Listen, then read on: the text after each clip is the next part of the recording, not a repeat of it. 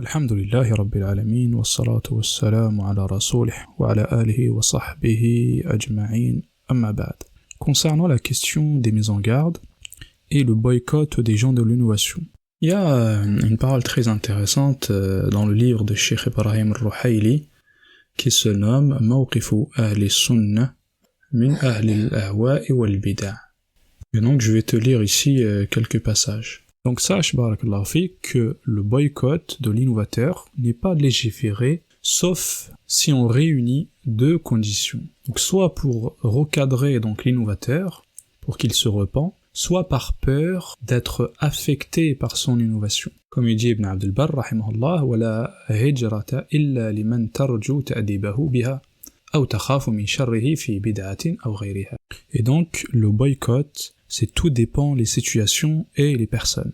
Et par rapport également à l'innovateur lui-même, est-ce que c'est un innovateur qui propage son innovation et qui débat pour son innovation, ou est-ce que c'est un innovateur qui cache son innovation et qui fait partie des gens de la masse? Également, tout dépend de la force de cet innovateur et sa faiblesse. Donc si l'innovateur ne propage pas son innovation, dans ce cas-là, ce n'est pas légiféré de le boycotter. Comme on voit par exemple dans certaines mosquées où la personne peut avoir une aqida contraire à celle des gens de la sunna, mais lui il travaille dans l'administration en fait. Les gens ne le connaissent pas, ce n'est pas un imam, ce n'est pas quelqu'un qui propage son innovation, et toi tu es un imam dans la mosquée, donc tu n'es pas obligé de le boycotter, bien sûr. Et c'est pour ça l'imam Ahmad, lorsqu'il a été questionné concernant celui qui dit que ma prononciation du Coran est créée, il a dit هذا كلام جهم. Il a dit ceci, la parole de Al-Jahm ibn Safwan,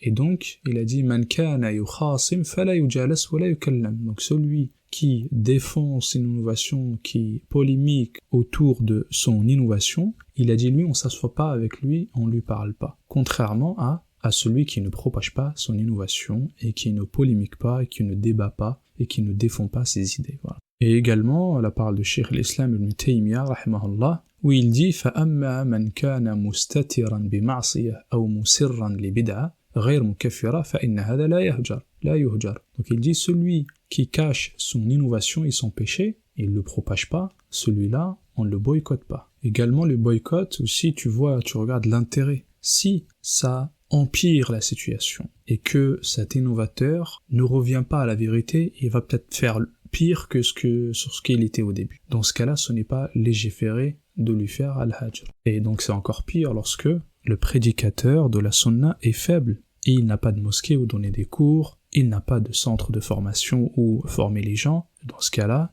il fait selon ses moyens, wallahu ta'ala alam. Également, on comprend par là que le savant qui a de la science, et lui, il n'est pas obligé de boycotter les gens de l'innovation, ni quitter leurs assises.